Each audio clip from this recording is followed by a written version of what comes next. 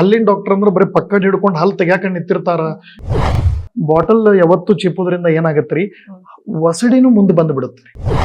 ನೀವು coffee tea ಏನೇ ತಗೊಂಡ್ರು ರೀ ಬಹಳ ಸೆನ್ಸಿಟಿವಿಟಿ ಇರ್ತಾವ್ರಿ ಅವ್ರಿಗೆ. ತಾಯಿಯ ದವಡೆ ತಂದೆಯ ಹಲ್ಲು ಅಥವಾ ತಂದೆಯ ದವಡೆ ತಾಯಿ ಹಲ್ಲುಗಳು ಬಂದ್ರೂ ವೇರಿಯೇಷನ್ ಹಾಕಿರ್ತಾವ. 2 ಟೈಮ್ ಬ್ರಷಿಂಗ್ ಕಂಪಲ್ಸರಿ ಮಾಡಿಸ್ಬೇಕ್ರಿ. ನೀವು ನೋಡ್ತಾ ಇದ್ದೀರಾ M2 ಹೆಲ್ತ್. ನಾನು ರಕ್ಷಾ. ಇವತ್ತಿನ ನಮ್ಮ ಈ ವಿಶೇಷ ಎಪಿಸೋಡ್ ನಲ್ಲಿ ಹಲ್ಲಿನ ಆರೋಗ್ಯದ ಬಗ್ಗೆ ನಾವು ಮಾತಾಡ್ತಿದೀವಿ. ಯಾಕೆ ಒಬ್ಬ ಮನುಷ್ಯನಿಗೆ ಹಲ್ಲುಗಳು ಬಹಳ ಬಹಳ ಮುಖ್ಯ ಆಗುತ್ತೆ, ಹಲ್ಲಿನ ಆರೋಗ್ಯವನ್ನ ನಾವು ಎಷ್ಟರ ಮಟ್ಟಿಗೆ ಕಾಪಾಡ್ಕೋಬೇಕು, ಜೊತೆಗೆ ಇತ್ತೀಚಿನ ದಿನಗಳಲ್ಲಿ ಸಾಕಷ್ಟು ಹಲ್ಲಿನ ಸಮಸ್ಯೆಗಳನ್ನ ಚಿಕ್ಕ ಮಕ್ಕಳಿಂದ ಹಿಡಿದು ದೊಡ್ಡವರು ಕೂಡ ಅನುಭವಿಸ್ತಾ ಇದ್ದಾರೆ.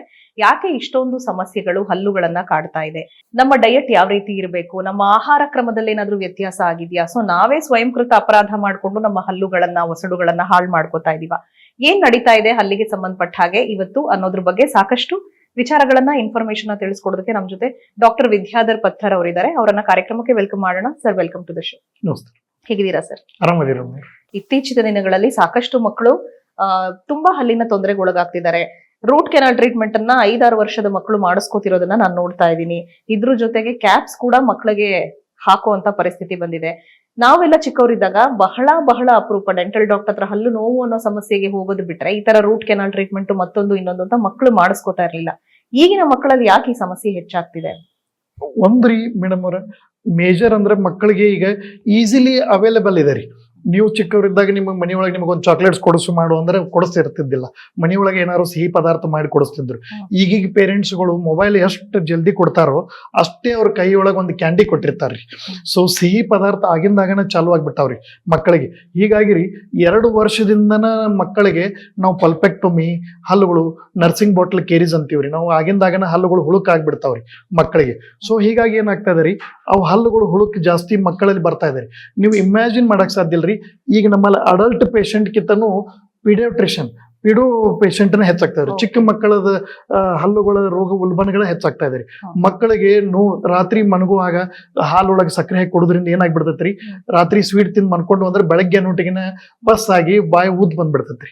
ಸೊ ಅವ್ರಿಗೆ ಊಟ ಮಾಡಕ್ ಆಗಂಗಿಲ್ರಿ. ಹಂಗ ಮಗು ನುಂಗಾಕತಾನ ಅಶಕ್ತಿ ಆಗ್ಬಿಡ್ತೈತ್ರಿ. ಸೊ ಎಷ್ಟೋ ಜನ ಮಕ್ಕಳು ಎಷ್ಟಕ್ಕೆ ಅಶಕ್ತಿ ಆಗೈತಿ, ಎದಕ್ಕೆ ಶಕ್ತಿ ಇಲ್ದಂಗ ಆಗಕತ್ತೈತಿ ಅನ್ನೋದನ್ನ ಗೊತ್ತಿರಂಗಿಲ್ಲ.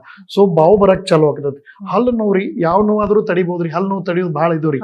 ಸೊ ಬಹಳಷ್ಟು ಮಕ್ಕಳಿಗೆ ತ್ರಾಸಾಗನ ಪೇರೆಂಟ್ಸ್ನು ಎಬ್ಬಿಸಿ ಕುಂದ್ರಸ್ತಾರ. ಸೊ ಹೀಗಾಗಿ ಏನಾಗತ್ರಿ, ಈಗಿನ ಮಕ್ಕಳಿಗೆ ಸಿಹಿ ಪದಾರ್ಥಗಳು ರೀ, ಚಿಂಗಮ್ ರೀ, ಚಾಕ್ಲೇಟ್ ರೀ, ಮುಂದೆ ಕುರ್ಕುರಿ, ಮುರ್ಮುರಿ, ಕೇಕ್ ರೀ, ಬಹಳಷ್ಟು ಪ್ರಮಾಣದ ಕೇಕ್ಗಳು ಎಲ್ಲಾ ಜಿಗಿ ಪದಾರ್ಥಗಳನ್ನ ಆಲ್ಮೋಸ್ಟ್ ಜಿಗಿ ಚಿಕ್ಕಿ ಇವು ಸ್ಟಿಕ್ಕಿ ಫುಡ್ಸ್ ಕೊಡೋದ್ರಿಂದ ಅದು ಊಟ ಅಲ್ಲೇ ಕೂತು ಬ್ರಷಿಂಗ್ ಮಕ್ಕಳು ಸರಿಯಾಗಿ ಮಾಡ್ಲಾರ್ದಕ್ಕ ಆಗಿಂದಾಗನ ಆಗ್ಬಿಡ್ತಾವ್ರಿ. ಸೊ ಈಗ ಅದಕ್ಕೆ ರೂಟ್ ಕೆನಾಲ್ ಅನ್ನೋಕ್ಕಿಂತ ಅದಕ್ಕೆ ಪಲ್ಪೆಕ್ಟೊಮಿ ಅಂತ ಯೂಸ್ ಮಾಡ್ತೀವಿ ವಾಡ. That type of root canal only ರೀ. ಬಹಳಷ್ಟು ಜನ ರೀ, ನೀವು 3 ವರ್ಷ 4 ವರ್ಷದ ಮಕ್ಕಳನ್ನ ನಾವು ಜನರಲ್ ಎನೆಸ್ಥೆಸಿಯಾ ಒಳಗೆ ತಗೊಂಡು ಉಷ್ಟು ಹಲ್ಲುಗಳು ರೂಟ್ ಕೆನಾಲ್ ಮಾಡಿ ಉಷ್ಟು ಹಲ್ಲುಗಳಿಗೂ ನಾವು ಕ್ಯಾಪ್ ಹಾಕ್ತಾ ಇರ್ತೀವ್ರಿ. ಮಕ್ಕಳೇ ಕಷ್ಟ ಒಂದು ಜಾಗದಲ್ಲಿ ಆ ವಯಸ್ಸಿನ ಮಕ್ಕಳನ್ನ. ಇನ್ನು ಅವ್ರು ಪಾಪ ಡೆಂಟಲ್ ಪ್ರೋಸೆಸ್ ಕುತ್ಕೋಬೇಕು ಅಂದ್ರೆ ಅದೆಷ್ಟು ಕಷ್ಟ ಆಗತ್ತೆ ಅಂತ ಮಾಡ್ಲೇಬೇಕಾಗಿತ್ರಿ. ನಾವು ಅವ್ರ ಜೋಡಿ ಸ್ವಲ್ಪ ಬಿಹೇವಿಯರ್ ಚೆನ್ನಾಗಿ ಮಾಡ್ತೀವ್ರಿ. ಹುಡುಗರು ಬಂದ ತಕ್ಷಣ ಅದರದ ಡೆಂಟಲ್ ಎಂಜೈಟಿ ಬಗ್ಗೆ, ಡೆಂಟಿಸ್ಟ್ ಬಗ್ಗೆ ಒಂದಿಟ್ಟು ಹೆದರ್ಲಾರ್ದಂಗ. ಹಲ್ಲಿನ ಡಾಕ್ಟರ್ ಅಂದ್ರೆ ಬರೀ ಪಕ್ಕದ ಹಿಡ್ಕೊಂಡು ಹಲ್ಲು ತೆಗ್ಯಾಕ ನಿಂತಿರ್ತಾರ, ಇಂಜೆಕ್ಷನ್ ಕೊಡ್ತಾರ ಅಂತ ಹೆದರ್ಸ್ಕೊಂಡ್ ಕರ್ಕೊಂಡ್ ಬರ್ಬಾರ್ದ್ರಿ. ಮೊದ್ಲೇ ಸಲ ಬಂದಾಗ ಅವ್ರಿಗೆ ನಾವು ಬರೀ ಮೆಡಿಸಿನ್ ಸತಿ ಕೊಟ್ಟು ಅವ್ರ ಜೋಡಿ ಮಾತಾಡಿ ಒಂದಿಷ್ಟು ಅಲ್ಲಿ ಪ್ಲೇಯಿಂಗ್ ಗೇಮ್ಸ್ಗಳು ಅವನ ಇವನ ಇಟ್ಟು ಹುಡುಗರಿಗೆ ಟೆಡಿ ಬೇರು ಅವನ ಇವನ ತೋರಿಸಿ ಬ್ರಷಿಂಗ್ ಗಿಶಿಂಗ್ ಎಲ್ಲ ತೋರಿಸಿ ಅವ್ರನ್ನ ಮೊದಲು ನಮ್ಮದ್ರೊಳಗೆ ತಗೊಂಡು ನಿಧಾನಕ್ಕೆ ಅವ್ರಿಗೆ ಮಾಡ್ತೀವ್ರಿ ಮೇಡಮ್. ಸೊ ಹೀಗಾಗಿ ಆದ್ರ ಪೀಡೋದೊಳಗೆ ಬಹಳಷ್ಟು ಮಕ್ಕಳು ತಂದೆ ತಾಯಿ ಅವ್ರ ಕಡೆ ಲಕ್ಷ ಇಡ್ಬೇಕ್ರಿ. ಸ್ವೀಟ್ಸ್ ಪದಾರ್ಥ ಕೊಡಬಾರ್ದ್ರಿ. ನೈಟ್ ಬ್ರಷಿಂಗ್ ಕಂಪಲ್ಸರಿ ಮಾಡಿಸೋದ್ರಿಂದ ಮಕ್ಕಳಿಗೆ ಚೆನ್ನಾಗಾಗುತ್ತೆ. ಈ night bed time chocolates, bed time sweets ಕೂಡ ತಿಂದು ಮಲಗುವಂತ ಅಭ್ಯಾಸ ಬಹಳಷ್ಟು ಮಕ್ಕಳಿಗೆ ಇರುತ್ತೆ ಸರ್. ಸೊ ಅವರು ತಿಂದ್ರು ಕೂಡ ಬ್ರಷ್ ಮಾಡಿದ್ರೆ ಒಳ್ಳೇದು ಅಂತ ನೀವು ಹೇಳ್ತೀರಾ, ಇಟ್ಸ್ ಬೆಟರ್. ಏನಾಗತ್ರಿ, ಕಂಟ್ರೋಲ್ ಆಗತ್ರಿ. ಈಗ ಒಂದೊಂದ್ ಮಕ್ಕಳಿಗೆ ಸ್ವೀಟ್ ತಿಂದೇ ಇದಿರುತ್ತೆ. ಸೊ ಯಾವಾಗೂ ಏನು ತಂದಿರ್ತೀವಿ ಕೊಟ್ಟಿರ್ತೀವಿ ಅಂದ್ರ ನೀವು ಬ್ರಷ್ ಮಾಡಿಬಿಟ್ರಂದ್ರ, ನೀವು ಬ್ರಷ್ ಮಾಡಿಸಿ ಥರೋಲಿ ಬಾಯಿ ಮುಕ್ಕಳಿಸಿ ಮಣಗಿಸ್ಬಿಟ್ರಂದ್ರ ನೆನಪಿಡ್ರಿ ಮೇಡಮ್, ಹಲ್ಲು ಹುಳುಕ್ ಹಿಡಿದು ಯಾವಾಗ್ರಿ ನೀವು ತಿಂದಂತ ಸಿಹಿ ಪದಾರ್ಥ ನಿಮ್ಮ ಹಲ್ಲುಗಳು ಮೇಲೆ ಮತ್ತು ಹಲ್ಲುಗಳ ಮಧ್ಯೆ ಸಿಕ್ಕೊಂಡಾಗ ಅಲ್ಲಿ ಏನಾಗತ್ರಿ, ಅದು ಶುಗರ್ ಕಂಟೆಂಟ್ ಪ್ಲಾಕ್ ಜೋಡಿ ಕಂಟಿನ್ಯೂ ಆಗಿ ಸೂಕ್ಷ್ಮಾಣುಜೀವಿಗಳು ಬ್ಯಾಕ್ಟೀರಿಯಾ ಅಥವಾ ಜರ್ಮ್ಸ್ ಅಂತೀವಲ್ರಿ, ಅದು ಕ್ರಿಯೇಟ್ ಆತಂದ್ರ ನಮ್ಮ ದೇಹದ ಅತ್ಯಂತ ಗಟ್ಟಿ ಗಟ್ಟಿ ಭಾಗದಂತ ಎನಾಮಲ್ನ ವೀಕ್ ಮಾಡಿಬಿಡ್ತೈತಿ. ಅಲ್ಲಿ ಕಪ್ಪಾದಂತ ಕಲೆ ಆಕತ್ರಿ. ಆತಂದ್ರ ನಾವು ಅದಕ್ಕೆ ಒಳಗೆ ಏನ್ ಮಾಡಿ ಬಿಡ್ಬೇಕಾಗತ್ರಿ, ಫಿಲ್ಲಿಂಗ್ ಮಾಡಕ್ ಚಲೋ. ಸೊ ಸಣ್ಣ ಮಕ್ಕಳಿಗೆ ನಾವು ಪಿಟ್ ಅಂಡ್ ಫಿಶರ್ ಸೀಲೆಂಟ್ಸ್ ಅಂತ ಹೇಳಿ ನಾವು ತುಂಬ್ತೀವ್ರಿ. ಸೊ ಅವು ಬಿರುಕಾದಂತ ಪದಾರ್ಥಗಳನ್ನ ಡೆಂಟಲ್ ಸೀಲೆಂಟ್ಸ್ ದಿಂದನೂ ತುಂಬ್ಕೋತೀವ್ರಿ. ಈಗ ಬಹಳ ಇದೆ ರೀ ಮಕ್ಕಳಿಗೆ ಟ್ರೀಟ್ಮೆಂಟ್, ಬಹಳ ಅಡ್ವಾನ್ಸ್ ಟೆಕ್ನಾಲಜಿ ಇದೆ ರೀ. ಸೊ ಅವ್ರಿಗೆ ಅದನ್ನ ಕನ್ವಿನ್ಸ್ ಮಾಡ್ಕೊಂಡು ಹೇಳಿ ಮಾಡ್ತಾ ಇರ್ತೀವಿ. ಸೊ ಸ್ವೀಟ್ಸ್ ಅತಿ ಅಕಸ್ಮಾತ್ ತಿನ್ಸಿದ್ರು ಬ್ರಷ್ ಮಾಡೋದ್ರಿಂದ ರೀ ಹುಳು ಹಿಡಿಯೋ ಪ್ರಮಾಣ ಕಡಿಮೆ ಆಗತ್ರಿ. ಈಗ ಟೆಕ್ನಾಲಜಿನೂ ಜಾಸ್ತಿ ಇಂಪ್ರೂವ್ ಆಗ್ತಿದೆ, ಸಮಸ್ಯೆಗಳು ಹೆಚ್ಚಾಗ್ತಿದೆ ಅಂತ ಬಹಳ ಇದೆ ರೀ ಟೆಕ್ನಾಲಜಿ. ಹೌದ್ರಿ. ಈಗ ಮೊದ್ಲಿನ ಗತೆ ನಾವು ಇಂಪ್ರೆಷನ್ ಅತಿ ತಗೊಳಲ್ಲ, ಸ್ಕ್ಯಾನರ್ ಇದೆ ರೀ. ಸೊ ಈಗ ಮಕ್ಕಳಿಗೆ ನೈಟ್ರೋಸ್ ಆಕ್ಸೈಡ್ ಕೊಟ್ಟು ನಗುವಿನಂತ ಒಂದು ಇದನ್ನ ಕೊಟ್ಟು ಅನಸ್ತೇಷ ಮಾಡಿ ಆಮೇಲೆ ಟ್ರೀಟ್ಮೆಂಟ್ ಮಾಡ್ತಾ ಇರ್ತೀವ್ರಿ. ಸೊ ಬಹಳಷ್ಟು ಈಗ ಇಂಪ್ರೂವ್ ಇದೆ ರೀ. ಅಷ್ಟೇ ಅದೊಂದ್ ಸ್ವಲ್ಪ ಕಾಸ್ಟ್ಲಿನೂ ಇರುತ್ತೆ ಟ್ರೀಟ್ಮೆಂಟ್. ಸೊ ಈ ಕಡೆ ನಾವು ಚಾಕ್ಲೇಟ್ಗೂ ಹಾಕೋದು, ಮಗುವಿಗೆ ಬೆಳವಣಿಗೆ ಮೇಲೆ ಹೊಡತ, ಅವತ್ತ ನೋವು ಅನುಭವಿಸ್ಬೇಕು ಫಸ್ಟ್. ಮತ್ ಇದು ಡೆಂಟಲ್ ಟ್ರೀಟ್ಮೆಂಟ್ ಕಾಸ್ಟ್ ಪೇರ್ ಮಾಡೋದಿದೆಯಲ್ಲ, ಇದು ಬಹಳ ಹೆವಿ ಆಗತ್ತೆ. ಸೊ ಅದಕ್ಕಾಗಿ ಮಕ್ಕಳಿಗೆ ನಾವು ಸರಿಯಾಗಿ ಬ್ರಷಿಂಗ್ ಮಾಡ್ಕೋತ್ ಬಿಟ್ರೆ ಬಹಳ ಗಿಡವಾಗಿ ಬಗ್ಗದು ಮರವಾಗಿ ಬಗ್ಗೈತೆ ಅನ್ನೋ ಹಾಗೆ ರೀ. ನಾವು ಮಕ್ಕಳಿದ್ದಾಗ ನಾವು ಹಾಲನ್ನ ಸರಿಯಾಗಿ ನಾವು ಇಟ್ಕೊಂಡ್ಬಿಟ್ಟಿವಿ ಅಂದ್ರೆ ಪರ್ಮನೆಂಟ್ ಹಲ್ಲಿಗಳಿಗೆ ಏನು ಕಿರಿಕಿರಿ ಇರ್ತಿರಂಗಿಲ್ಲ. ಸರ್, ರೆಗ್ಯುಲರ್ ಚೆಕಪ್ ಅಂತ ಬಂದಾಗ ಮಕ್ಕಳು ಯಾವ ವಯಸ್ಸಿನಲ್ಲಿ ಡೆಂಟಿಸ್ಟ್ ನ ಭೇಟಿ ಮಾಡ್ಬೇಕು ಅಂತ ನೀವ್ ಹೇಳ್ತೀರಾ? ಯಾಕಂದ್ರೆ ಕೆಲವು ಮಕ್ಕಳಿಗೆ ಹಲ್ಲು ಬೇಗ ಹುಟ್ಟತ್ತೆ, ಕೆಲವು ಮಕ್ಕಳಿಗೆ ನಿಧಾನವಾಗಿ ಹುಟ್ಟತ್ತೆ, ಕೆಲವು ಮಕ್ಕಳಿಗೆ ಮೊದಲನೇ ಬಾರಿ ಉದುರಿರುವಂತ ಹಲ್ಲು ಕೂಡ ನಿಧಾನವಾಗಿ ಬೆಳಿಬಹುದು. ಸೊ ಯಾವಾಗ ಬೆಟರ್ ಅವರು ಒಂದು ಓರಲ್ ಚೆಕಪ್ಗೆ ಡೆಂಟಿಸ್ಟ್ ಹತ್ರ ಹೋಗೋದು ಒಳ್ಳೇದು? ಯಾವ ವಯಸ್ಸಿನಲ್ಲಿ ಪೇರೆಂಟ್ಸ್ ಗಳು ಕರ್ಕೊಂಡು ಹೋಗ್ಬೇಕು, ಅಥವಾ ರೆಗ್ಯುಲರ್ ಚೆಕಪ್ಸ್ ಒಳ್ಳೇದಾಗತ್ತಾ? ಏನ್ ಹೇಳ್ತೀರಾ ನೀವು? ಹೇಗಿದೆ ರೀ ಮೇಡಮ್ ಅವ್ರ, ಯೂಶುವಲಿ ಮಕ್ಕಳಿಗೆ ಬರ್ತ್ ಆದ್ಮೇಲೆ ಬರ್ತನೆ ಹಲ್ಲುಗಳು ಇರುತ್ತೆ. ಅದ ಬಿಟ್ರೆ 6 months ದಿಂದ ಹಾಲಲ್ಲುಗಳು ಬರ್ತಾ ಇದೆ ಚಾಲೂ ಆಗುತ್ತೆ. ಹಲ್ಲುಗಳ ಸಂಖ್ಯೆನ ಬಹಳ ಮಂದಿಗೆ ಗೊತ್ತಿರಂಗ ಬರೀ 20 ಇರ್ತಾವ್ರಿ. ಮಿಲ್ಕ್ ಟೀತ್ ಓನ್ಲಿ 20 ಇರ್ತಾವ್ರಿ. Permanent teeth 32 ಬರ್ತಾವ್ರಿ. ಸೊ ಈ ಮೊದಲಿಗೆ 6 ತಿಂಗಳದಿಂದ 2 ವರ್ಷ ಒಳಗ್ರಿ ಇವು ಬರುವಂತ ಹಾಲಲ್ಲುಗಳು ಏನಿದೆ ಅಲ್ರಿ, ಮುಂದೆ 6 ವರ್ಷ ತಕ ಇರ್ತಾವ್ರಿ. 6ನೇ ವರ್ಷದಿಂದ ಹಲ್ಲು ಬೀಳಾಕತ್ತು ಪರ್ಮನೆಂಟ್ ಟೀತ್ಗಳು ಬರಕ್ ಚಲೋ ಆಕ್ಕವ್ರಿ.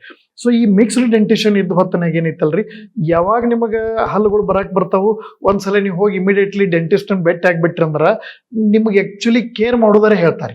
ಯೂಶುವಲಿ 2 ವರ್ಷದ ಮಕ್ಕಳಿಗೆ ಏನ್ ಹೇಳ್ತಿರ್ತಾರ್ರಿ, ತಿಳುವಾದಂತ ಬಟ್ಟೆ ತಗೊಂಡು, ಹತ್ತಿಯಲ್ಲಿರೋ ಬಟ್ಟೆ ತೆಗೆದುಕೊಂಡು ಮಕ್ಕಳಿಗೆ ನೀವು ನಿಮ್ಮ ಕೈದಿಂದ, ಯಾಕಂದ್ರೆ ಅವ್ರು ಅವಾಗ ಸ್ವಾಲೋ ಮಾಡ್ತಿರ್ತಾರೆ, ಪೇಸ್ಟ್ ಬಹಳ ಯೂಸ್ ಮಾಡಕ್ ಬರ್ತಿರಂಗಿಲ್ರಿ. ಸೊ ನಿಮ್ಮ ಕೈಯಿಂದನ ಬ್ರಷ್ ಮಾಡಕ್ ಅಂತ ಹೇಳುದು ಮಾಡುದು ನಾವು ಅವ್ರಿಗೆ ಅಡ್ವೈಸ್ ಮಾಡ್ಬೋದ್ರಿ. ಯೂಶುವಲಿ 2 ವರ್ಷದ ನಂತರದಿಂದ ನಾವು ಏನದವ್ರಿ ಮಕ್ಕಳಿಗೆ ಟ್ರೀಟ್ಮೆಂಟ್ಗಳು ಚಾಲೂ ಮಾಡ್ತಾ ಇರ್ತಿರ್ತೀವ್ರಿ. ಸೊ ಅಷ್ಟು ಬೇಗದಿಂದನ ನಮಗ್ ಹುಳು ಹಿಡಿಯೋಕ್ ಚಾಲು ಆಗ್ಬಿಡ್ತಾವ್ರಿ. ಸೊ ಯಾಕಂದ್ರೆ ಅತಿಯಾದ ಶುಗರ್ದಿಂದ ಇದರದಿಂದ ಚಾಲು ಬಿಡ, ಅದ್ರ ಒಟ್ಟ ನಾವು ಆ ಕಡೆ ತಲೆ ಕೆಡಿಸ್ಕೊಳ್ಳಾರ್ದಕ್ಕೆ ನಿಷ್ಕಾಳಜಿ ಮಾಡೋದ್ರಿಂದ ರೀ ಮಗು ಯಾವಾಗ ಅದು ಬೇನಾಗೋದು ನೋವಾಗೋದು ಚಾಲು ಆಗುತ್ತಲ್ಲ ಅವಾಗ ಚಾಲು ಆಗುತ್ತೆ. ಸೊ ಎಷ್ಟು ನಿಮ್ಗೆ ಹಲ್ಲುಗಳು ಜಲ್ದಿ ಬರ್ತಾವ್ರಿ, ಒಂದ್ಸಲ ನೀವು ಡೆಂಟಿಸ್ಟ್ ಭೇಟಿ ಆಗ್ರಿ. ಅಥವಾ 2 ವರ್ಷದಿಂದ ನೀವು ಭೇಟಿ ಆಗೋತ್ ಹೋದ್ರು ರೀ 6 months ಅಥವಾ ವರ್ಷಕ್ಕೊಂದ್ಸಲ ಭೇಟಿ ಆದ್ರೂ ನಿಮ್ ಮಗುವಿನ ಆರೋಗ್ಯ, ಹಲ್ಲುಗಳ ಆರೋಗ್ಯದ ಬಗ್ಗೆ ಹೇಳಿದಂದ್ರ ನಿಮ್ದು ಆಟೋಮೆಟಿಕ್ಲಿ ಚೆನ್ನಾಗಿ ಉಳಿಯುತ್ತೆ. ಓಕೆ ಸರ್, ಹಾಗೇನೆ ಈಗ ಪೆಸಿಫೈಯರ್ಸ್ ಬಳಸುವಂತದ್ದು, ಆಮೇಲೆ ತಮ್ ಸಕ್ಕಿಂಗ್ ಅಂತ, ಈಗ ಮಕ್ಕಳು ಬೆರಳು ಚೀಪು ಅಭ್ಯಾಸ ಇರುತ್ತೆ ಚಿಕ್ಕ ಮಗುವಿಗೆ. ಆಮೇಲೆ ಬಾಟಲ್ ಫೀಡಿಂಗ್ ಹೆಚ್ಚಾಗ್ತಿದೆ ಈಗ ಬ್ರೆಸ್ಟ್ ಫೀಡಿಂಗ್ ಗಿಂತ. ಈಗ ಮಹಿಳೆಯರು ಕೂಡ ಹೊರಗಡೆನೂ ದುಡಿಬೇಕು, ಮನೆಯಲ್ಲೂ ನೋಡ್ಕೋಬೇಕು ಅನ್ನೋ ಒಂದು ಸಂದರ್ಭದಲ್ಲಿ ಈ ಬಾಟಲ್ ಫೀಡಿಂಗ್ ಗೆ ಹೋಗ್ತಾರೆ. ಸೊ ಅತಿ ಹೆಚ್ಚು ವರ್ಷಗಳ ಕಾಲ ಮಕ್ಕಳಿಗೆ ಬಾಟಲ್ ಫೀಡಿಂಗ್ ಮಾಡೋದ್ರಿಂದ, ಈ ಬೆರಳು ಚೀಪು ಅಭ್ಯಾಸ ಇರೋದ್ರಿಂದ, ಪೆಸಿಫೈಯರ್ಸ್ ನೆಲ್ಲ ಕೊಡೋದ್ರಿಂದ ಅವರ ಹಲ್ಲಿನ ಮೇಲೆ ಯಾವ ರೀತಿ ಪರಿಣಾಮ ಬೀರ್ತಾ ಇದೆ ಇದು ಅಂತ ಹೇಳ್ತೀರಾ? ಬಹಳಷ್ಟು ಪರಿಣಾಮ ಬೀರ್ತೈತ್ರಿ. ಯಾಕಂದ್ರ ಏನಾಗತ್ರಿ, ಥಂಬ್ ಸಕಿಂಗ್ ಮಾಡೋದ್ರಿಂದ ಒಂದು ಥಂಬೆನೆ ಚಿಕ್ಕದಾಗ್ಬಿಟ್ಟಿರ್ತದೆ. ಮುಂದೆ ಯಾವಾಗ ಮೈಗ್ರೇಷನ್ ದೊಳಗೆ ನೀವು ಹೋದ್ರಿ ಅಂದ್ರ ಅದ್ರ ಪ್ರಿಂಟೇ ಬರ್ತಿರಂಗಿಲ್ಲ ಒಂದೊಂದ್ಸಲ.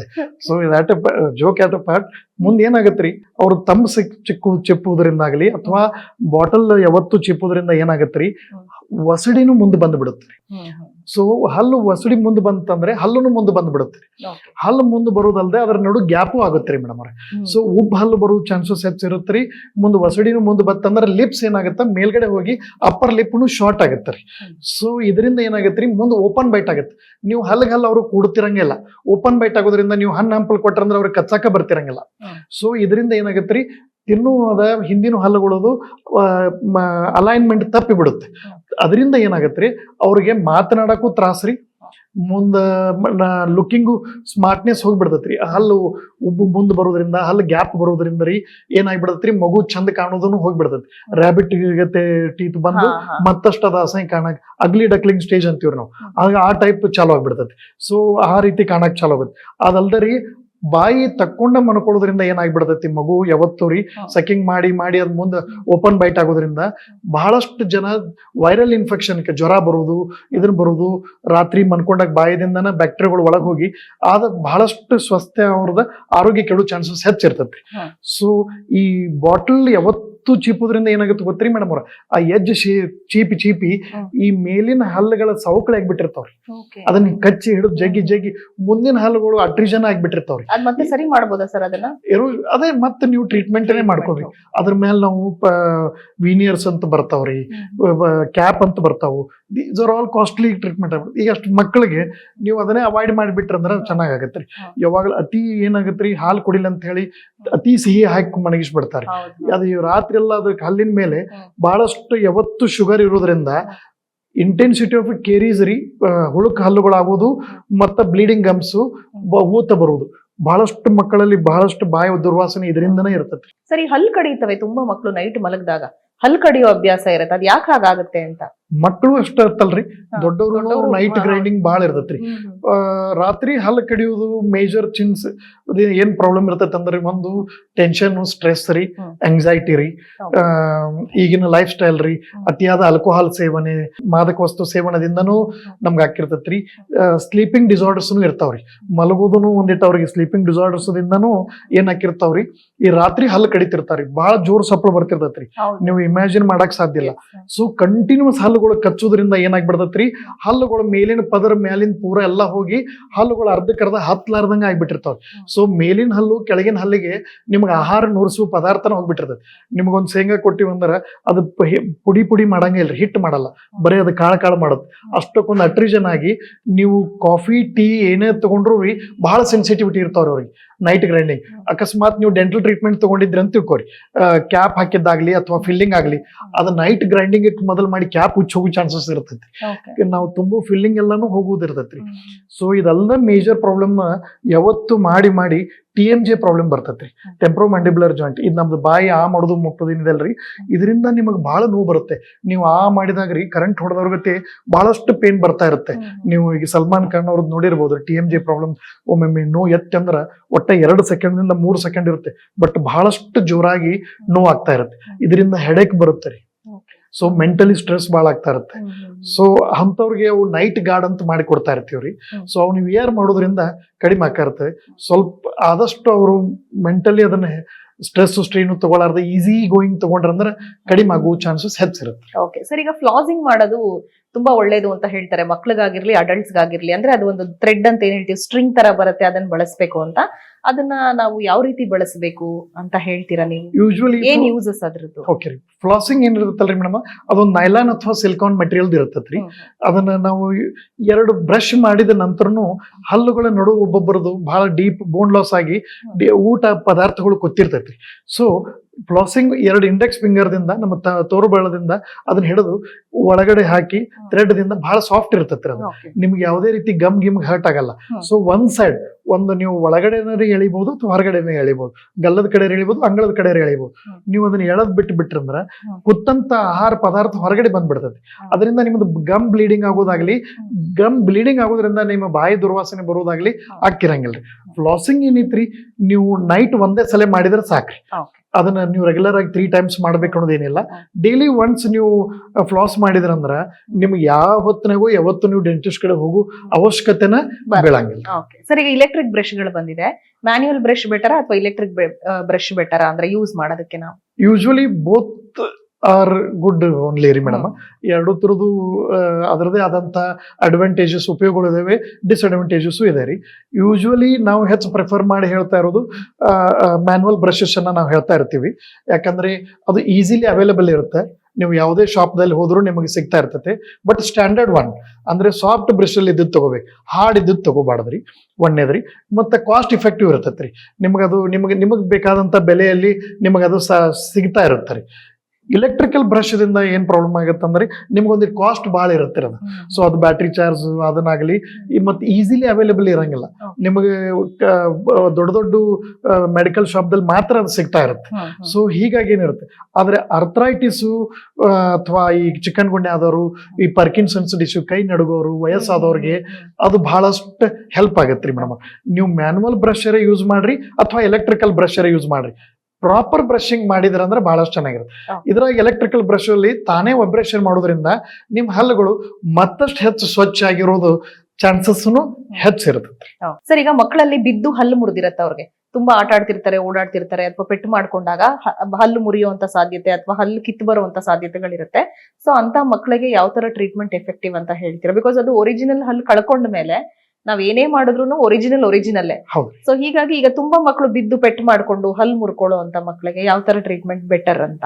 ಯೂಶುವಲ್ ಹೇಗಿರುತ್ತದ್ರಿ, ಚಿಕ್ಕ ಮಕ್ಕಳು ಆಟ ಆಡುವಾಗ ಬೀಳೋದು ಸಹಜ ಇರುತ್ತ್ರಿ. ಆ 2ನೇ ವರ್ಷದಿಂದ ಹಿಡ್ಕೊಂಡು 6 ಅಥವಾ 7ನೇ ವರ್ಷದವರೆಗೂ ಬರೀ ಹಾಲಲ್ಲಿ ಅಷ್ಟೇ ಇರ್ತಾವ್ರಿ ಮೇಡಮ್ ಅವರು ಮುಂದಿನ ಹಲ್ಲುಗಳು. 8ನೇ ವರ್ಷದಿಂದ ಮೊದಲನೇ ಬಾಚಿ ಹಲ್ಲುಗಳು ಬರಾಕ ಚಾಲು ಆಕವ್ರಿ, ಅಪ್ಪರ್ ಇನ್ಸೈಸರ್, ಲೋವರ್ ಇನ್ಸೈಸರ್. ಈ 8ರಿಂದ 12ನೇ ವರ್ಷದ ಒಳಗಿನ ಹುಡುಗರು ಆಟ ಆಡುವಾಗ ಬಿದ್ರು ಅಂತ ತಿಳಿರಿ, ಅದು ಪರ್ಮನೆಂಟ್ ಹಲ್ಲೇ ಬಿದ್ದು ಬಿಟ್ಟಿರ್ತದೆ, ಮತ್ತೆ ಅದು ಹಲ್ಲು ಬರೋದಿಲ್ಲ. ಸೊ ಹಾಗೇನಾರ ಬಿತ್ತಂದ್ರ ಇಮ್ಮಿಡಿಯೇಟ್ಲಿ ನಾವು ಏನ್ ಮಾಡ್ಬೇಕ್ರಿ, ಮನಿ ಒಳಗಿರೋ ಹಾಲು ಅಥವಾ ಸಲಾಯ್ನು, ಸೊ ಸಲಾಯ್ನ ನೀವು ಮೆಡಿಕಲ್ ಶಾಪ್ ಹೋಗ್ಬೇಕಾಗತ್ತೆ. ಹಾಲು ಒಳಗೆ ಅದನ್ನ ಹಾಕಿ ನೀವು ವಿದಿನ್ 6 hours ಅಥವಾ 12 ತಾಸು ಒಳಗೆ ನೀವು ತಗೊಂಡ್ ಬಂದ್ರಂದ್ರ ಅದನ್ನೇ ನಾವು ಏನ್ ಮಾಡ್ತೀವ್ರಿ, ರೀಇಂಪ್ಲಾಂಟ್ ಮಾಡಿಬಿಡ್ತೀವ್ರಿ, ನ್ಯಾಚುರಲ್ ಹಲ್ಲು. ಇದು ಬಹಳ ಜನಕ್ಕೆ ಗೊತ್ತಿರಂಗಿಲ್ರಿ. ಅವಾಗ ಅದು ಸ್ವಲ್ಪ ಬ್ಲೀಡಿಂಗ್ ಬರ್ತೇಳಿ ಹೆದರಿ ಎಲ್ಲಿ ಬಿದ್ದಿರ್ತದೆ ಅಲ್ಲೇ ಬಿಟ್ಟು ಬಂದ್ಬಿಟ್ಟಿರ್ತಾವ. ನಾವ್ ಎಷ್ಟೋ ಜನರಿಗೆ ಹಾಲಲ್ಗಳು ಅಲ್ಲೇ ಬಿದ್ದದ್ದು, ಇದು ಪರ್ಮನೆಂಟ್ ಹಲ್ ಬಿದ್ದವ್ರನ್ನು ನಾವು ಅವತ್ತನ್ನು ಹುಡುಕಾಡಿಸಿ ತರಿಸಿ ಮತ್ ಅವನೇ ರೀಇಂಪ್ಲಾಂಟ್ ಮಾಡಿರ್ತೀವ್ರಿ. ಸೊ ಹಾಗಾದಾಗ ಹಾಲೊಳಗೆ ಇಟ್ಕೊಂಡು ಬರೋದು ಒಂದು ಲಕ್ಷ ಇಟ್ಕೋಬೇಕು ನಾವು. ಇದ್ರೊಳಗೆ ಮಿಲ್ಕ್ ಒಳಗೆ ಇಟ್ಕೊಂಡ್ ಬಂದಿವಂದ್ರ ಅದೇ ನಾವು ಹಲ್ಲನ್ನ ವಾಪಸ್ ನಾವು ಕುಂದರ್ಸಿ ಮಾಡಿಕೊಡ್ತೀವ್ರಿ. ಕಾಸ್ಟು ಕಡಿಮೆ ಆಗುತ್ತೆ, ನ್ಯಾಚುರಲಿಟಿ ನೀವು ಅಂದಾಗ ಹಾಗೆ ಉಳಿತದೆ. ಸೊ ಅದು ಬಹಳ ಮುಖ್ಯ. ಬಟ್ ಅದು ಬ್ರೇಕ್ ಆದ್ರೆ ಆ ಸಾಧ್ಯತೆ ಇರಲ್ಲ ರೀ. ಸೊ ಬ್ರೇಕ್ ಆಯ್ತಂದ್ರೆ ನಾವು ಅದನ್ನ ಕಾಂಪೋಸಿಟ್ ಫಿಲ್ಲಿಂಗ್ ಮಾಡ್ತೀವ್ರಿ. ಈ ಟೂತ್ ಕಲರ್ ಮಟೀರಿಯಲ್ ಬಹಳಷ್ಟು ಅಡ್ವಾನ್ಸ್ಡ್ ಬಂದಾವ್ರಿ. ಸೊ ನಿಮ್ಗೆ ಗೊತ್ತಾಗಲ್ಲ ನಾವು ಯಾವ್ದು ಮಾಡಿವಿ ಹೆಂಗ್ ಮಾಡಿವಿ ಅಂತೇಳಿ. ನ್ಯಾಚುರಲಿಟಿ ಅಷ್ಟಕ್ಕೊಂದು ಅದಕ್ಕೆ ಬಂದಾವ್ರಿ. ಆ ಮಟೀರಿಯಲ್ಸ್ ನಾವು ತುಂಬಿ ನಿಮ್ಗೆ ಅದನ್ನ ಸೇಮ್ ಮಾಡಿ ಕೊಡ್ತಾ ಇರ್ತೀವಿ. ಸರಿ ಮುಂದೆ ಮಾಡಿಸೋಣ ಅಂತ ಬಿಟ್ಕೋತ ಹೋಗ್ಬಾರ್ದ್ರಿ. ಅವೆಲ್ಲ ಕ್ರೌಡಿಂಗ್ ಆಗಿ ವಕ್ರದ್ ಆಗ್ಬಿಡ್ತಾವ್ರಿ. ಅದಕ್ಕೆ ಸರ್, ಈಗ ಈ ಅಂಕು ಡೊಂಕು ಹಲ್ಲುಗಳು ಬಂದಿವೆ, ಒಂದ್ ಹಲ್ ಮೇಲೆ ಒಂದ್ ಹಲ್ಲು ಹಿಂದೆ ಅಂದ್ರೆ ಒಂದೇ ಆರ್ಡರ್ ಅಲ್ಲಿ ಇರೋದಿಲ್ಲ, ಕ್ರಿಸ್ ಕ್ರಾಸ್ ಆಗಿ ಬರುತ್ತೆ. ಯಾಕೆ ಆತರ ಬರುತ್ತೆ ಅಂತ, ಅದಕ್ಕೆ ಏನ್ ಟ್ರೀಟ್ಮೆಂಟ್ ಇದೆ? ಮಕ್ಕಳಲ್ಲಾಗಿರ್ಬೋದು, ದೊಡ್ಡವರಲ್ಲಾಗಿರ್ಬೋದು. ಹಲ್ಲುಬ್ಬು ಅಥವಾ ಹಲ್ಲುಗಳು ಕ್ರಿಸ್ ಕ್ರಾಸ್ ಅಂದ್ರೆ ಜಿಗ್ಜಾಗ್ ಪಾತ್ ಒಳಗಿರುವ ಹಲ್ಲುಗಳಾಗಿರ್ಲಿ, ಅದಕ್ಕೆ ಒಂದು ಮೇಜರ್ ಅಂದ್ರೆ ಹೆರಿಡಿಟ್ರಿನೂ ಕಾರಣ ಆಗಿರ್ತದೆ. ತಾಯಿಯ ದವಡೆ ತಂದೆಯ ಹಲ್ಲು ಅಥವಾ ತಂದೆಯ ದವಡೆ ತಾಯಿ ಹಲ್ಲುಗಳು ಬಂದ್ರು ವೇರಿಯೇಷನ್ ಹಾಕಿರ್ತಾವ್ರಿ. ನಮ್ಮ ಇಬ್ಬರು ಹಲ್ಲುಗಳು, ನಮ್ಮ ಗಂಡ ಹೆಂಡತಿ ಹಲ್ಲು ಚಲೋದವ್ರಿ, ನನ್ ಮಗನು ಯಾಕೆ ಹಿಂದ ಮುಂದ ಬರಾಕತ್ತಾವ್ರಿ ಅನ್ನೋದು ಆಗ್ತಾ ಇರ್ತಾರೆ. ಅದಕ್ಕೆ ಮೇಜರ್ ಮ್ಯಾಟ್ರ್ ಏನಿರ್ತೈತ್ರಿ, ವಸಡಿಯ ಸೈಜ್ ಸಣ್ಣದ್ರಿ, ಹಲ್ಲಿನ ಸೈಜ್ ದೊಡ್ಡ ಬಂದು ಅಂದ್ರೂ ಹಾಕಿರ್ತೈತಿ. ಅಂದ್ರೆ ವಸಡಿ ತಾಯಿದು ಹಲ್ಲು ತಂದೆದು, ಅಥವಾ ತಂದೆ ವಸಡಿ ತಾಯಿ ಹಲ್ಲು ಬಂದ್ರು ಕೆಲವೊಂದ್ಸಲ ಗ್ಯಾಪು ಬರ್ತಾ ಇರ್ತಾರೆ. ನೀವು ನೋಡ್ರಿ, ಒಬ್ಬೊಬ್ರು ಕಿಲೋಮೀಟರ್ ಒಂದೊಂದು ಹಲ್ಲು ಇದ್ದವ್ರ ಗ್ಯಾಪ್ ಹಾಕಿರ್ತಾರೆ. ವಸಡಿ ಜಾಸ್ತಿ ಇರ್ತೈತ್ರಿ, ಹಲ್ಲು ಸಣ್ಣ ಇರ್ತಾವ್ರಿ. ಕೆಲವೊಬ್ರು ಹಲ್ಲುಗಳು ಮುಬ್ಬ ಇರ್ತಾವ್ರಿ, ಯಾಕಂದ್ರೆ ತುರಿಯೋ ಮಣಿ ಅಂತಿರ್ತೀವಲ್ಲ ಆ ಟೈಪ್ ಬಂದು ಬರ್ತಾ ಇರ್ತಾರೆ. ಇದಕ್ಕೆಲ್ಲ ಏನಿದೆ ಅಲ್ರಿ ಮೇಡಮ್ ಅವರ, ಅಟ್ ದ ಏಜ್ ಆಫ್ 11ನೇ ವರ್ಷದಿಂದ ರೀ ನಾವು ಡೊಂಕು ಬರೋ ಹಲ್ಲುಗಳನ್ನ ಆಗಲೇ ಸೀದಾ ಮಾಡಕ್ ಬರ್ತಿರಂಗಿಲ್ಲ. ಅಟ್ ದ ಏಜ್ 11 years ಆದ್ಮೇಲೆ ಅವಕ್ಕೆ ನಾವು ಆರ್ಥೋ ಟ್ರೀಟ್ಮೆಂಟ್ ಹತ್ತೀವ್ರಿ, ಕ್ಲಿಪ್ ಟ್ರೀಟ್ಮೆಂಟ್ ಹತ್ತೀವ್ರಿ. ಈಗ ಅಲೈನರ್ಸ್ ಹತ್ ಬಂದಿದೆ ರೀ, ಈಗ ಹಾಕಿದ್ದೇ ಕಾಣ್ತಿರಂಗಿಲ್ಲ. ಸೊ ಅದನ್ನ ನಾವು ಹಾಕಿ ಅದನ್ನ ನಾವು ಪೂರಾ ಸರಿಯಾಗಿ ಮಾಡಕ್ ಬರ್ತಿರ್ತದೆ. ಸೊ ಅದನ್ನ ಮಾಡೋದ್ರಿಂದ ಏನಾಕತ್ರಿ, ಅವ್ರಿಗೆ ಗ್ರೈಂಡಿಂಗ್ ಎಫಿಷಿಯನ್ಸಿ ಚೆನ್ನಾಗ್ ಆಗತ್ರಿ. ಇಲ್ಲಕಂದ್ರೆ ಅವ್ರದ್ದು ಅವಳಚೋಳು ಊಟ ಆಗ್ತಾ ಇರುತ್ತೆ, ಸರಿಯಾಗಿ ಊಟ ಮಾಡ್ಲಿಕ್ಕಂದ್ರೆ ಇಂಡೈಜೆಷನ್ ಆಗ್ತಾ ಇರ್ತಾರೆ. ಸೊ ವಕ್ರಿರು ಹಲ್ಲುಗಳದೊಳಗ ಬ್ರಷ್ ಸರಿಯಾಗಿ ಆಡ್ತಿರಂಗಿಲ್ಲ ರೀ. ಸೊ ಅವ್ರಿಗೆ ಹಲ್ಲುಗಳು ಹುಳುಕಾಗೋದು, ಹಲ್ಲಿನ ರೋಗ ಹೆಚ್ಚಾಗ್ತಾ ಇರುತ್ತೆ. ಮತ್ತೆ ಬಾಯಿಯಿಂದ ನಾವು ಅವ್ರು ಉಸಿರಾಡಿಸೋದ್ರಿಂದ ಅವ್ರದ್ದೇನ್ ಬಾಯಿ ತುಟಿ ಮುಸ್ತಿರಂಗಿಲ್ಲ ಅಲ್ರಿ. ಸೊ ಅವ್ರದ್ದು ಏನಾಗತ್ತ, ಬಾಯಿಯಿಂದ ಉಸಿರಾಡಿಸೋದ್ರಿಂದ ಅವ್ರಿಗೆ ಬಾಯಿ ದುರ್ವಾಸನೆ ಹೆಚ್ಚಿರ್ತಾವ್ರಿ. ಮತ್ತೆ ಇನ್ಫೆಕ್ಷನ್ಸ್ ಜಾಸ್ತಿ ಜಲ್ದಿನ ಅವ್ರದ್ದು ಸ್ಪ್ರೆಡ್ ಆಗ್ತಾ ಇರುತ್ತೆ. ಸೊ ಅದಕ್ಕೆ ವಕ್ರವಾಗಿರೋ ಹಲ್ಲುಗಳು ಏನದಾವಲ್ರಿ, ಒಂದು ಸರಿಯಾಗಿ ನಾವು ಅದನ್ನ ಮೇಂಟೈನ್ ಮಾಡ್ಲಾರ್ದ, ಇಲ್ಲಕಂದ್ರೆ ಹೆರಿಡಿಟ್ರಿ ಬರೋದ್ರಿಂದ ಆಗ್ತಾ ಇರುತ್ತೆ. ಜೀನ್ಸ್ ಇಂದಾನೆ ಬರುತ್ತೆ ಸರ್ ಆತರ, ಯಾರಿಗಾದ್ರೂ ಇರ್ಬೋದು, ಈಗ ತಾತಂಗಿರ್ಬೋದು, ಅಜ್ಜಿ ಮಾವ. ಕೆಲವೊಂದ್ಸಲ ನಿಷ್ಕಾಳಜಿಯಿಂದನೂ ಆಗತ್ತರಿ, ಕೆಲವೊಂದ್ಸಲ ನಿಷ್ಕಾಳಜಿ ರೀ. ಹಾಲಲ್ಲಿ ಅಲ್ಲೇ ಇರುತ್ತರಿ, ಪರ್ಮನೆಂಟ್ ಹಲ್ ಬರ್ತಾ ಇರುತ್ತೆ. ಈಗಿನ ಈಗಿನ ನೀವು ಇನ್ನೊಂದು ಅಬ್ಸರ್ವ್ ಮಾಡಿರಿ, ಹ್ಮ್. ಈಗಿನ ಹಾಲಲ್ಗಳು ಪೇರೆಂಟ್ಸ್ಗಳು ಹಾಲಲ್ ಅಲ್ಲೇ ಇರುತ್ತೆ, ಪರ್ಮನೆಂಟ್ ಹಾಲ್ ಬರ್ತಾ ಇರುತ್ತೆ. ನಾವು ಯಾವಾಗೂ ಹೋಗೇ ಇಲ್ಲ ಪರ್ಮನೆಂಟ್ ಹಾಲಲ್ಗಳು ತೆಗಸಾಕ. ಈಗ ಕಂಪಲ್ಸರಿ ಹಾಲಲ್ಗಳನ್ನ ತೆಗಸಾಕ ಡಾಕ್ಟರ್ ಕಡೆ ಬರ್ಲೇಬೇಕ್ರಿ. Okay. ಅಷ್ಟು ಒಳಗಡೆ ಬಂದು, ಯಾಕಂದ್ರಿ ಈಗಿನ ಹುಡುಗರು ಯಾವ್ದು ಹಾರ್ಡ್ ಫುಡ್ ತಿನ್ನಂಗ ಇಲ್ರಿ. ನಾವ್ ಮೊದಲು ಕಬ್ಬು ಸುಲಿಯೋದು, ಹೌದು. ಮುಂದಿನಿಂದ ಗಜ್ರಿ ತಿನ್ನೋದು, ಉಂಡೆಗಳು ತಿಂತಾ ಇದ್ವಿ, ಹಾರ್ಡ್ ಫುಡ್ ತಿಂತಾ ಈಗ ಇರ್ತಾರೆ. ಮಕ್ಕಳಿಗೆ ಯಾವ್ದು ಈಗ ತಿನ್ನಕ್ಕಾಗಲ್ಲ. ಹಾರ್ಡ್ ತಿನ್ನಂಗ ಇಲ್ಲ, ಆ ಹಲ್ಲು ಬೀಳಂಗ ಇಲ್ರಿ. Okay. ಸೊ ಹಿಂಗಾಗಿ ಒಳಗಡೆ ಹಲ್ ಬಂದ್ಬಿಡುತ್ತೆ. ನಾವ್ ಯಾಕಂದ್ರೆ ಎಲ್ಲರಿಗೂ ಕುರ್ಕುರಿ ಮುರುಮುರಿನೇ ಆಗಿದೆ. ಹಾರ್ಡ್ ಫುಡ್ ಅಂದ್ರೆ ಕುರ್ಕುರಿ ಮುರುಮುರಿ, ಸಮೋಸ ಇವ ಆಗಿದೆ. ಹೀಗಾಗಿ ಏನಾಗ್ತಾ ಇದ್ರಿ, ಕಬ್ಬು ಸುಲಿದಂತೂ ಇಲ್ಲ ಇಲ್ರಿ. ಇಲ್ಲ. ಸೊ ಹೀಗಾಗಿ ಅವು ಹಾಲಲ್ಗಳು ಬೀಳಲ್ಲ, ಇದರಿಂದನೂ ವಕ್ರವಾಗಿ ಬರ್ತಾರೆ. ಓಕೆ ಸರ್, ಕೊನೆಯದಾಗಿ ಮಕ್ಕಳ ಡಯಟ್ ಯಾವ ರೀತಿ ಇರಬೇಕು, ಹಲ್ಲಿನ ಆರೋಗ್ಯ ಕಾಪಾಡ್ಕೊಳ್ಳೋದಕ್ಕೆ ಒಂದು ವಿಚಾರ, ಪೋಷಕರು ಇದರಲ್ಲಿ ಅವರ ಪಾತ್ರ ಏನು? ಬಹುಮುಖ್ಯವಾಗಿ ಈಗ ಮಕ್ಕಳಿಗೆ ಅವೈಲಬಲ್ ಇರುವಂತ ಜಂಕ್ ಫುಡ್ ಇರ್ಬೋದು, ಶುಗರಿ ಡ್ರಿಂಕ್ಸ್ ಇರ್ಬೋದು. ಸೊ ಈಗ ಮಕ್ಕಳು ಹಠ ಮಾಡ್ತಾರೆ, ಕಂಪ್ಲೀಟ್ ಆಗಿ ಅದನ್ನ ಅವಾಯ್ಡ್ ಮಾಡೋದು ಕಷ್ಟ ಆಗತ್ತೆ. ಸೊ ಕೊಡಿಸ್ಲೇಬೇಕಾದಂತ ಸಂದರ್ಭನೂ ಇದೆ. ಬಟ್ ಆದ್ರೆ ಪೋಷಕರು ಮಕ್ಕಳ ಜೊತೆ ಸೇರ್ಕೊಂಡು ಯಾವ ರೀತಿ ಅವ್ರಿಗೆ ಒಂದು ಒಳ್ಳೆ ಡಯಟ್ ಅನ್ನ ಅವರ ಹಲ್ಲಿನ ಆರೋಗ್ಯ ಅಥವಾ ಅವರ ಒಂದು ಓವರ್ ಆಲ್ ಹೆಲ್ತ್ಗೆ ಯಾವ ರೀತಿ ಸಹಕಾರಿ ಆಗ್ಬೋದು ಅಂತ. ಅವ್ರಿಗೆ ಸತ್ವಯುತ ಆಹಾರವನ್ನ ನಾವು ಕೊಡುವುದು ಮಾಡಿರಿ ಮೇಡಮ್. ಆದಷ್ಟು ಸ್ವೀಟ್ ತಿನಿಸುಗಳನ್ನ ಕಡಿಮೆ ಕೊಡ್ಬೇಕ್ರಿ ಅವ್ರಿಗೆ. ಸಿಹಿ ಪದಾರ್ಥಗಳನ್ನ, ಅಕಸ್ಮಾತ್ ಆಗಿ ಸಿಹಿ ಪದಾರ್ಥಗಳನ್ನ ಕೊಟ್ರ ನೀರಿನಿಂದ ಅದನ್ನ ಬಾಯಿ ಆಗಿಂದಾಗ ಮುಕ್ಕಳಿಸಲು ಹೇಳ್ಬಿಡ್ಬೇಕ್ರಿ. ಗಾರ್ಗಲ್ ವಿತ್ ವಾಟರ್ ಮಾಡಿಬಿಟ್ರ ಅಲ್ಲಿ ಸಿಹಿ ಪದಾರ್ಥ ಕುಳಿತುಕೊಳ್ಳಲ್ಲ, ಏನೂ ಆಗಲ್ಲ. ಸೊ ಏನ್ ಮಾಡ್ಬೇಕ್ರಿ, ಸತ್ವಯುತ ಆಹಾರವಾದ ಹೆಚ್ಚಾಗಿ ತಿನ್ನಿಸ್ಬೇಕ್ರಿ. ಹಣ್ಣುಗಳನ್ನ ಹೆಚ್ಚಾಗಿ ಸೇವಿಸ್ಬೇಕ್ರಿ.